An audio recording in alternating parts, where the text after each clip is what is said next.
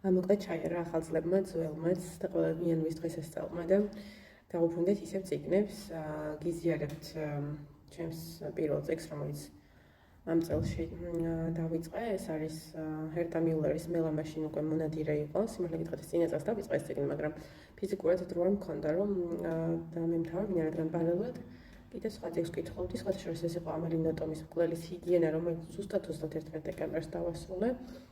და მინდა გითხრათ, რომ ეს პატარა წიგნი საოცარ შთაბეჭდილებას გვპირდებათ. ეს არის ამბავი მწერალზე, რომელსაც აღარავინ კითხულობს, მაგრამ აღმოჩნდება, რომ აქვს იშვიათი ტიპის დაავადება და მალე უნდა გარდაიცვალოს. არის ნობელის პრემიის ლაურეატი და ამის გამო მასთან დაიწყება ჟურნალისტების სიახლოვეს, რომ ერგოთ ეს პატივი უკანასკნელი ინტერვიუსი წევრისგან, რომელიც სახლიდან საერთოდ არ გამოდის.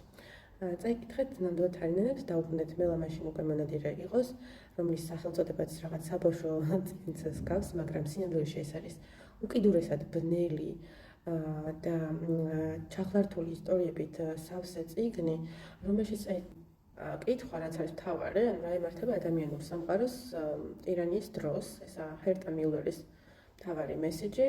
და სამწუხაროდ კარგი არაფერი არ ემართება. ზუსტად რაღაცა ასეთი სიბნელედ წარმომიდგენია ტირანია, როგორი ფონიც არის რაღაცა ასე შევარჩიე ჩემს უკან. რაც შეეხება ქვეყანას, სადაც ეს ტირანია არის, ეს არის რუმინეთი. და რუმინეთში არსებული დიქტატურა გადმოცემულია ერთი ფაბრიკის მაგალითზე, სადაც ძირითადი მოქმედებები მიმდინარეობს, ხოლო უბანი, სადაც ეს ფაბრიკა მდებარეობს, არის ქალაქის გარეუბანი, რომელიც ღმერთისაგან და ადამიანისგან მივიწყებულია, რომ იტყვიან, ზუსტად ასეთი ადგილია.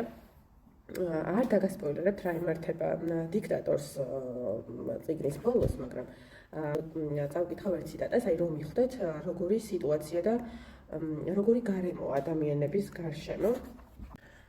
რასიზმ ხმამაღლა ამბობს ვიღაც დარბაზში, ფანჯარასთან ჩაივლის და ჩაილაპარაკებს, აბა ჩვენ რითი უშველით.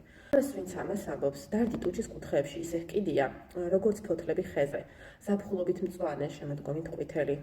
დარდი მის სახეზე ამოსული რტოა. ფერი აქვს, თუმცა ფოთლები არა, რადგან დარდი ზამთრის ხეებივით შიშველია. თვალს შიშველის ცოცხლე უნდა მოარიდოს, პირს შიშველის სიტყვა. ვიდრე თავში აზრი დაიბადება, უნდა იყუჩოს და არ დაიჩივლოს. ესა. და ვაღიარა, რომ ჩვენთვის საინტერესო ძირითადი თემები კვეწლებია, არის დიქტატურა, ტირანია, მეორე მსოფლიო ომი, ჰოლოკოსტი, 90-იანების საქართველო, საბჭოთა კავშირის